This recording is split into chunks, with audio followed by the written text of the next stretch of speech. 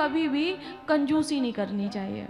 मैं ये नहीं कहती हूँ कि करते हो, मैं ये नहीं कहती हूँ, मैंने थोड़ी देखा है, मैं बता रही हूँ कि जैसा आप अच्छे अच्छे वस्त्र पहनना पसंद करते हो, ऐसे ही भगवान को महंगे वस्त्र पहनाइए।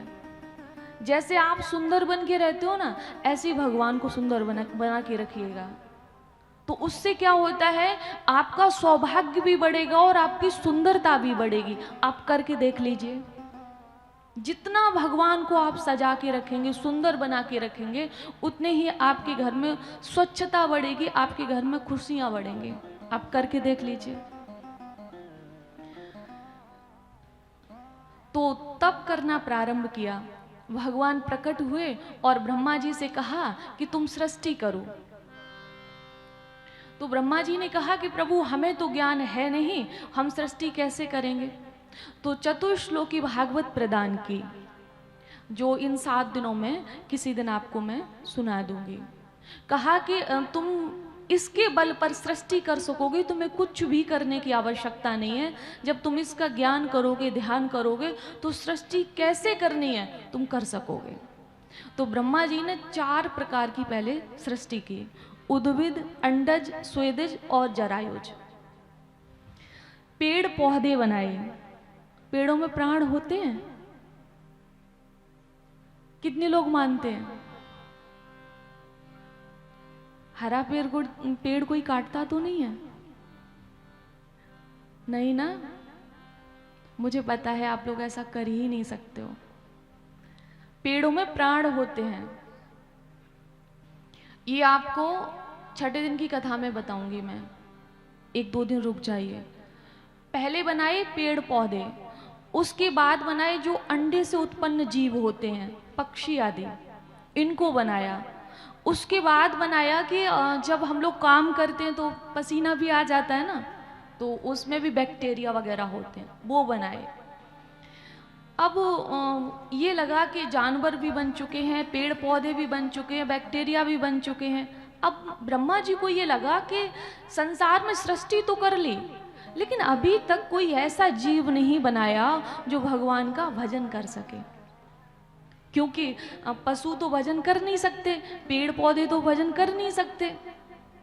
तो कहते हैं कि उन्होंने मानवों को बनाया, और मानव सृष्टि में सबसे पहले बनाया सनक, सनंदन, सनातन, सनत कुमार को सबसे पहले बनाया। और उनको बना के कहते, जब मानव को बनाया तो बहुत खुश हुए, और खुश होकर उन्होंने विवेक प्रदान किया। ब्रह्मा बलोक दिशड़म, दिशड़म कहते बुद्धि को, बुद्धि प्रदान की। क्योंकि इसलिए कि मानव आंखों से देखे और बुद्धि से सोचे कि उसे संसार में करना क्या है। एक एक कदम उसका सोच समझकर उठना चाहिए, ये सोचकर उन्होंने मानव को बनाया कि ये भजन करेगा। तो उन्होंने अपने इन संतानों से कहा, ये 4 लोग हैं, सनक, सनातन, सनंदन, सनत कुमार, ये 4 लोग हैं। एक शब्द में इनको कहते हैं सनत कुमार। तो इनसे कहा कि बेटा कि सृष्टि करो। इनसे कहा तो उन्होंने कहा कि नहीं नहीं पिताजी, हम तप करेंगे, हमको सृष्टि नहीं करनी। तो बोले ठीक है तुम तप करो। तो ये बद्र का आश्रम चले गए। उसके बाद इन्होंने 10 पुत्रों को जन्म दिया, भृगु, वशिष्ठ, नारद आदि। तो नारद से कहा कि बेटा तुम सृष्टि करो। तो नारद ने भी कह दिया कि हमको सृष्टि करने का मन नहीं है, हम भी ब्रह्मचारी जीवन जिएंगे, हम भी भजन करेंगे। तो इनको थोड़ा सा क्रोध आने लगा ब्रह्मा जी को, और ये मन में ये सोचने लगे कि मैं जिस संतान को उत्पन्न कर रहा हूँ, वही संतान क्या कह रही है कि मैं तप करूँगा, मैं भजन करूँगा, भजन करूँगा। मैंने भी एक दिन निवेदन किया था कि सब विरक्त हो जाओगे तो फिर ये संसार कैसे चलेगा।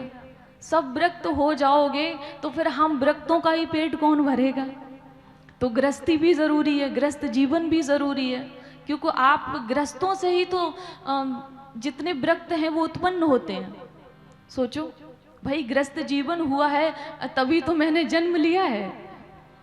सोचो, तो सब विरक्त हो जाएंगे तो संसार कैसे चलेगा। तो ब्रह्मा जी को थोड़ा सा दिमाग घूम गया, उनका बीपी हाई कि अब क्या करना चाहिए। तो उसी समय उनकी दोनों अंग से, एक इस हाथ से और एक इस हाथ से, कहीं कहीं ये भी लिखा है कि उनके शरीर के दोनों पार्ट से, मनु और शत्रुपा, ये इस धरती के स्त्री पुरुष पहले ऐसे हुए हैं जहां से ये जो सृष्टि का आरंभ हुआ, वो जैसे आप लोग संतान उत्पन्न होती है, वो मनु शत्रुपा से ही संसार में सबसे पहले ही संतानें उत्पन्न हुई। और मनु महाराज की हम संतान होने के कारण ही मानव कहलाए। कहते ना मानव, एक शब्द में तो मानव ही कहते हैं, स्त्री पुरुष तो कहते नहीं है। तो मनु महाराज की संतान होने के कारण हम सब मानव कहलाए। तो मनु और शत्रुपा प्रकट हुए और इन्होंने ब्रह्मा जी से कहा कि आपने हमें जन्म दिया है, आप मेरे शरीर के माता पिता हैं, आपकी जो आज्ञा होगी वो मैं करूँगा, बताइए कि मुझे क्या करना है। तो उन्होंने कहा कि बेटा धरती पे जाओ और तुम संतान उत्पन्न करो जाके। तो वो इस धरती पे आए तो देखा कि हिरण्याक्ष इस पृथ्वी को ले जाकर उसने रसातल में छुपा दिया है। तो उन्होंने कहा कि धरती पे तो जल ही जल है, कहीं भी कोई ऐसा स्थान नहीं है जहां हम जा सकें और हम वंश वृद्धि कर सकें।